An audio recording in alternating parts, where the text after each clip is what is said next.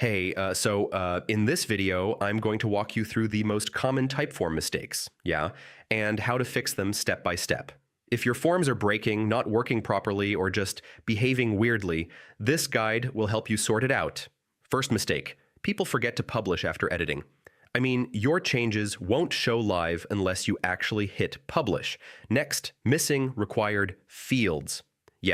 If even one required question is left blank or hidden incorrectly, your form can break or not submit properly. Now, this one is big. Broken logic. I mean, if your conditional logic doesn't lead to a proper ending, users can get stuck in the form. Another common mistake is wrong redirects. If your thank you page link is incorrect or not enabled, users won't be sent anywhere after submitting. If you're using tools like Zapier or email integrations, wrong field mapping or disconnected accounts can stop everything from working. Now, embedding mistakes. If your form is embedded on a website and not set up properly, it can load slowly or not show at all.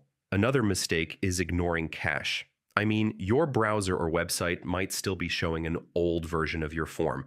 And finally, not testing. People publish their form, but never actually test all paths, which leads to hidden issues going unnoticed. So those are the most common Typeform mistakes and how to fix them. If you avoid these, your forms will run a lot smoother and you'll have fewer issues overall. Thanks for watching.